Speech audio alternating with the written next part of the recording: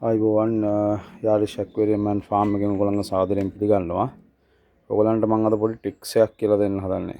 ඒ කියන්නේ මාළුන්ගේ ලෙඩ අවම කරගන්න ක්‍රමයක්. ඒ කියන්නේ එක ටැංකිය එක අපි හිතමුකෝ එක ටැංකිය එක තියෙන මාළුන්ට ලෙඩක් තියෙනවා කියලා.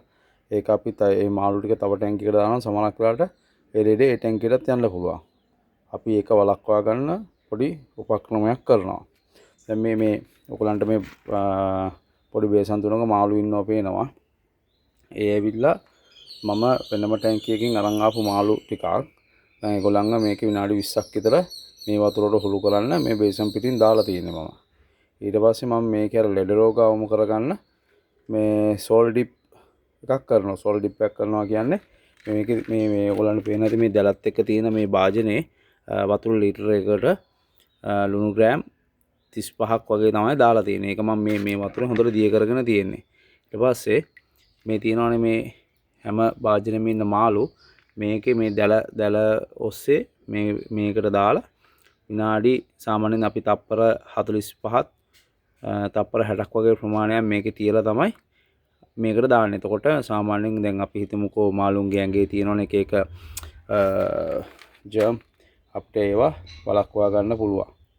අපි බලමු කොහොමද කරන්න කියලා. දැන් මම මේ මාළු ටික මේකට දාගත්තා මේ ඉන්නේ. මේක අපි සාමාන්‍යයෙන් තප්පර 45ත් 60ත් අතර කාලයක් මේකේ දාලා තියන්න ඕනේ. ඒකට සාමාන්‍යයෙන් මේගොල්ලන්ගේ මේ කරමල් වල ඉන්න සත්තු එතකොට ඇඟේ ඉන්න එක එක සත්තු සම්පූර්ණව මේ සෝල් ඩිප් එකෙන් විනාශ වෙනවා.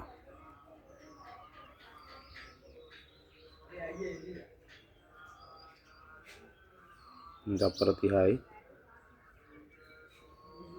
මේකේ සාමාන්‍යයෙන් ගොඩක් වෙලා තියාගන්නත් එපා. මොකද සාමාන්‍යයෙන් අධිසාන්ද්‍රිය ලුණු ද්‍රාවණය යන තියෙන්නේ. ඒකත් මාළු වලට හොඳ නැති වෙන්න පුළුවන්. රයිට්. තප්පර 45ක් විතර ගියා. අපි මේකට උදාහරණයක්. පොර සාමාන්‍ය නිරෝගී සත්තු ටිකක් තමයි මේ අලුත් ටැංකියට ආවේ. ඔයගලන්ට මේ ක්‍රමය මගින් සාමාන්‍යයෙන් ටැංකියකින් තව ටැංකියකට යන වෛරස් එකක් නවත්ත ගන්න පුළුවන්. සාමාන්‍යයෙන් ඔය මාළු ඕගොල්ලෝ මැරෙනවා කියනවනේ ගොඩක් වෙලාවට.